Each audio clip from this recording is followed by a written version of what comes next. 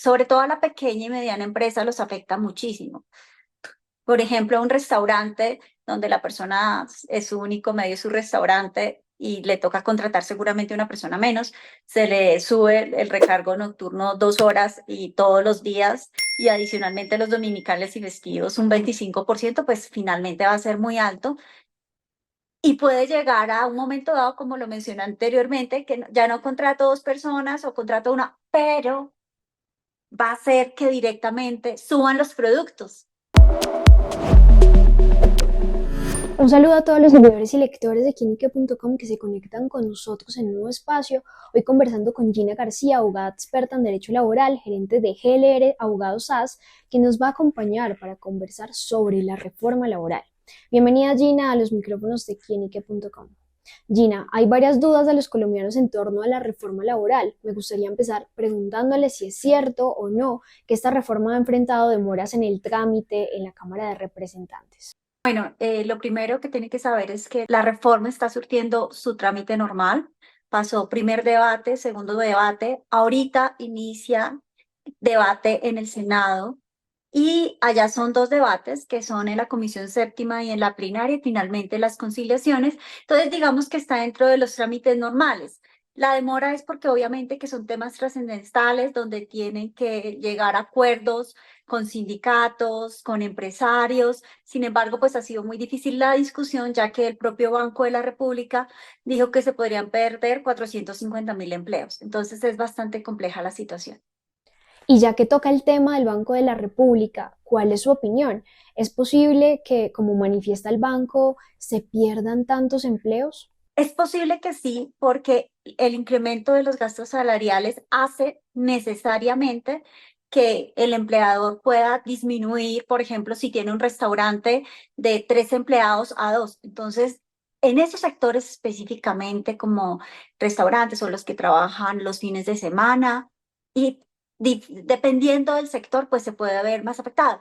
Adicionalmente, tengamos en cuenta que es que estamos en una informalidad del 56% y la reforma laboral va enfocada solamente entonces a ese 44%, pero debemos quitar entonces los empleados públicos y los que son trabajadores independientes. Finalmente, entonces la reforma nos indica que en Colombia los que realmente son formales con una empresa son muy poquitos y eso realmente afecta. Para mí lo principal es que en estos momentos ataquemos la informalidad, es decir, que las personas puedan acceder finalmente a una pensión. ¿Y cómo es eso? Pues que puedan generarse mecanismos de cotización a pensión directamente y se flexibilice para que en ese sentido se pueda bajar esa informalidad y realmente una reforma de esta sea beneficiosa.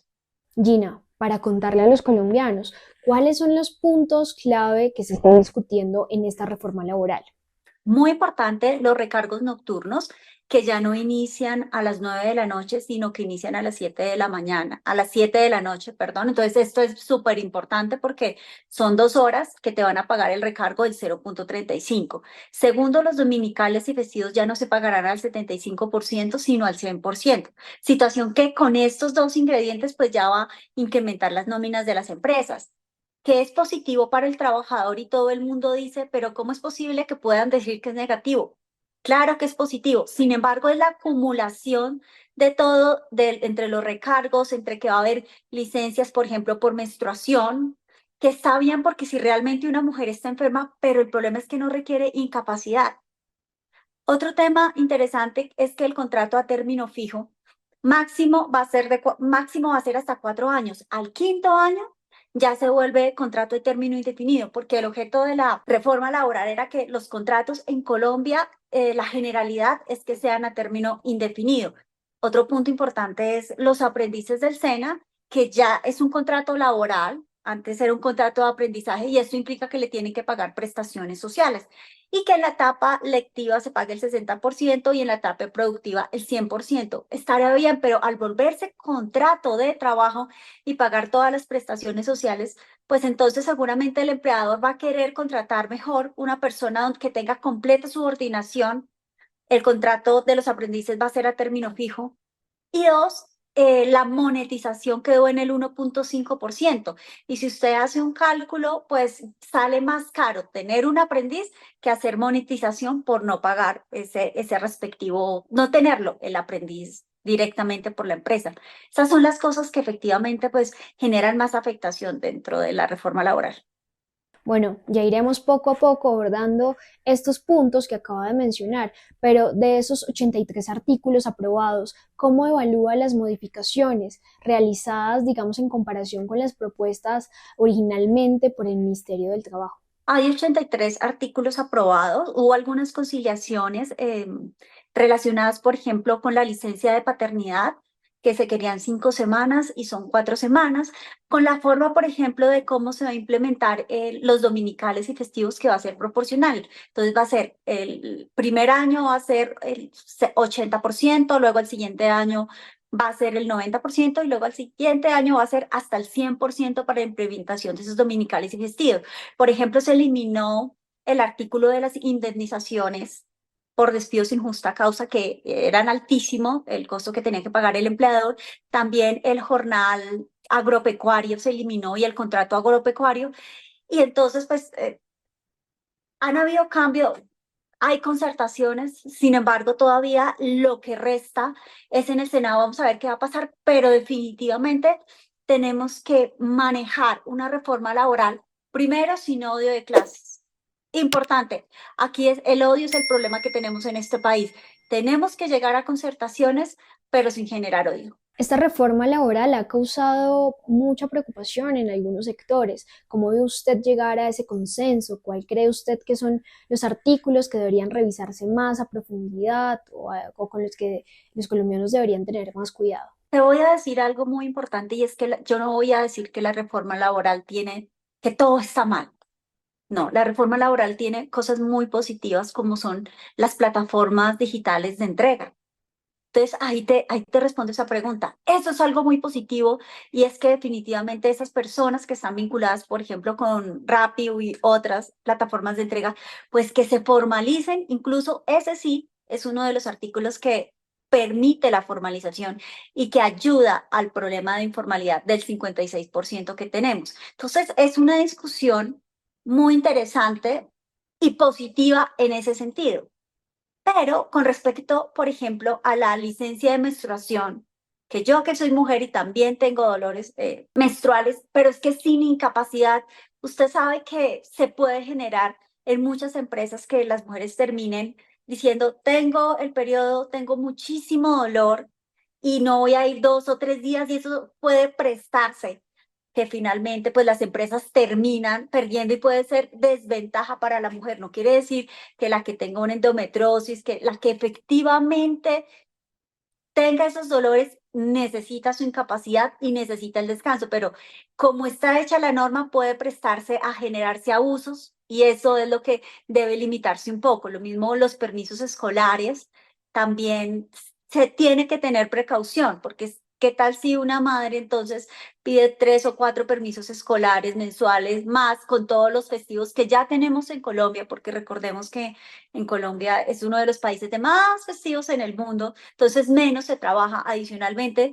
ya había una norma anterior que generaba que la jornada laboral era de 42 horas, que se iba año tras año disminuyendo esa jornada laboral. Entonces, vuelvo a lo mismo, no es decir, es que todo es contra los trabajadores, es que aquí sí vamos a generar, vamos a bajar la jornada laboral. No, la jornada laboral ya había bajado.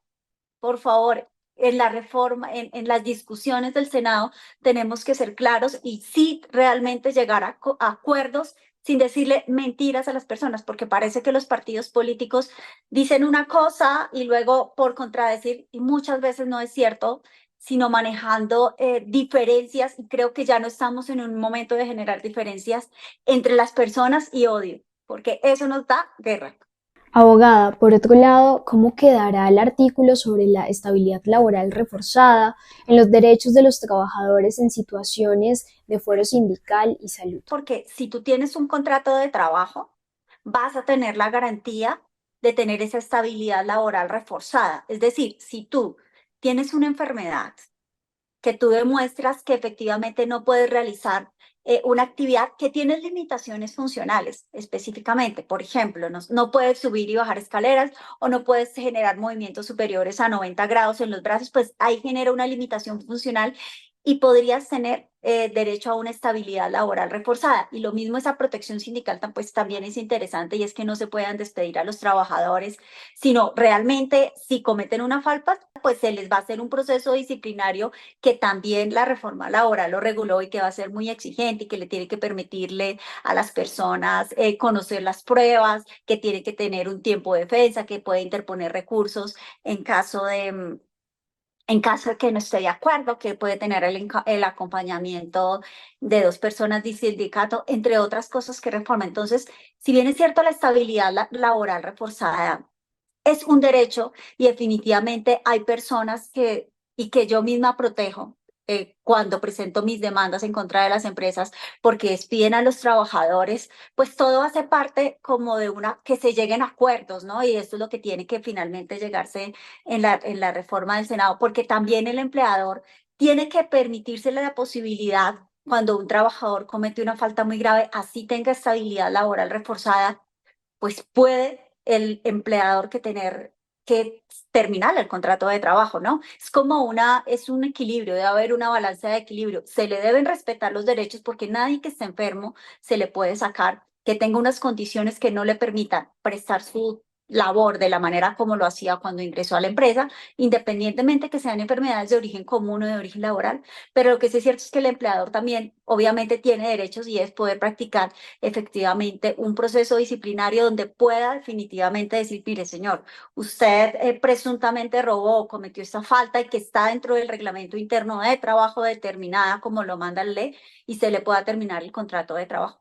Por otro lado, tuvimos una discusión sobre los riesgos del artículo 18 que elimina la obligatoriedad de presentar un certificado médico en caso de, por ejemplo, licencia de menstruación o escolaridad. ¿Cómo ve usted esta discusión? ¿Este artículo beneficia o perjudica a los trabajadores? Considero yo que esto es de razonabilidad, pero podría afectar porque en una empresa deciden contratar hombres y mujeres y de pronto si van a determinar que voy a perder 3 días, que nadie me va a pagar esa incapacidad porque no requiere.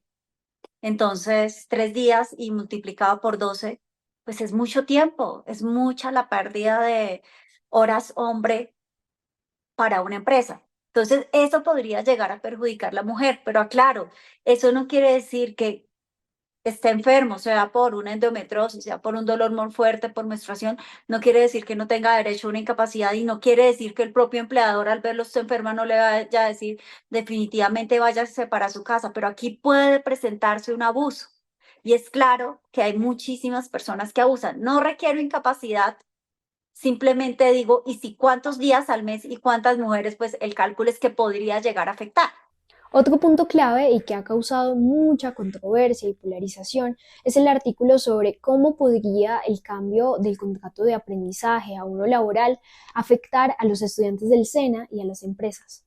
El hecho de volverse ya no un contrato de aprendizaje, sino un contrato laboral, implica que es una relación laboral que está subordinada y yo de empresa diría que elijo más una persona que tenga experiencia, si le tengo que pagar todas las prestaciones de ley o un aprendiz del SENA. Y mejor monetizo porque me queda más barato 1.5. Entonces no quiere decir que ellos no tengan el derecho al 60% en la etapa lectiva y al 100% en la etapa productiva. Estoy de acuerdo, sí, pero no estoy de acuerdo con que se vuelva contrato de trabajo porque lo que va a generar es un difícil acceso de los aprendices del SENA. Ahora, también salió una resolución en donde aumentó los oficios, por ejemplo, como gigoló, como un aprendiz del SENA de gigoló, pues son cosas que están irracionales en mi concepto para poderse aplicar y puede definitivamente afectar los derechos de los aprendices.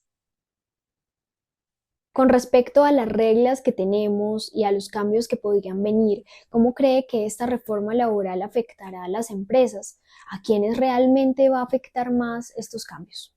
Sobre todo a la pequeña y mediana empresa los afecta muchísimo. Por ejemplo, un restaurante donde la persona es su único medio, su restaurante, y le toca contratar seguramente una persona menos, se le sube el recargo nocturno 2 horas y todos los días y adicionalmente los dominicales y festivos un 25%, pues finalmente va a ser muy alto. Y puede llegar a un momento dado, como lo mencioné anteriormente, que ya no contrato 2 personas o contrato una, pero va a hacer que directamente suban los productos. No solamente las grandes empresas, pues seguramente ellas sí no van a tener inconveniente, pero finalmente el consumidor es el que va a tener un incremento en el producto, un incremento, sí, en el valor del producto. Porque si a usted le suben los costos laborales de manera alta, como sería en este caso, simplemente, ¿qué puede hacer usted? Incrementar el valor del producto y pues el consumidor se verá afectado. ¿Usted diría que esta reforma se acerca o no al objetivo de fortalecer la formalización de los empleos, teniendo en cuenta que el DANE señala que el 40% de los trabajadores están empleados bajo contratos informales o temporales? No, de hecho la ministra y la coordinadora ponente, María Fernanda, dice, no, pero es que esto no, esto es para los que están trabajando formalmente. Esto realmente ellas mismas han aceptado que esto no genera formalización. Hay una informalidad grandísima. Sin embargo, la única parte donde yo digo que es positiva es los rapitenderos o los plataformas digitales. En ese sentido, sí mejora la informalidad, pero con todos los cambios que tiene la reforma laboral, en mi concepto, no. Se puede generar, como lo dijo el propio Banco de la República, es que recordemos que ha sido el Banco de la República, ha sido Fedesarrollo, ha sido varias entidades que han dicho se van a perder entre 450.000 pesos y 450.000 y 500.000 empleos. Entonces, bajo esa perspectiva de las estadísticas de ellos, ya usted dice, no va a aumentar definitivamente la formalidad de los trabajadores colombianos. Escuchándola, muchos aquí nos preguntaremos entonces si en vez de adelantar una reforma laboral con estas características, lo que debería estar haciendo el gobierno nacional es planteando proyectos de ley o políticas públicas que mejoren la calidad de vida de quienes viven en esa informalidad. Pues mira, lo que se tiene que generar es fuentes de empleo y permitirse la creación de empresas. ¿Quién es el que da empleo definitivamente? Las empresas. Pero si no se crean empresas y no se les permite formas que sean más sencillas, uno, de acceder a través de las plataformas el pago de la seguridad social.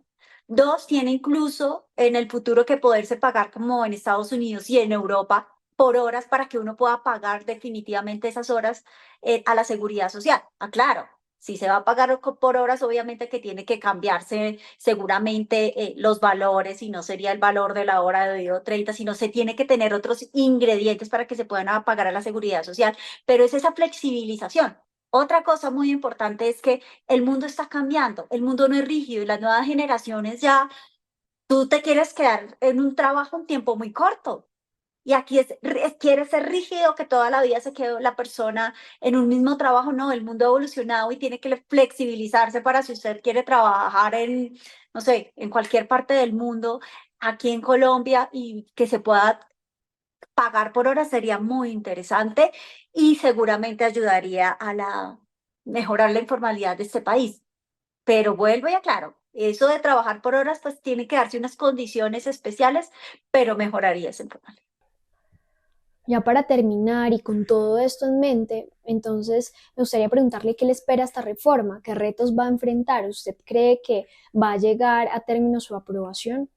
A mi consideración, como pasó en la Cámara, es posible que se apruebe en el Senado, pero definitivamente el reto es la conciliación con los diferentes sectores industriales, con los sindicatos, con las personas que no tienen empleo, escuchar absolutamente a todos para tomar las mejores decisiones.